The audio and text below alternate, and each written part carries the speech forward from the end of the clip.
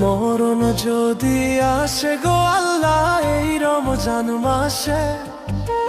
ক্ষমা করে দিও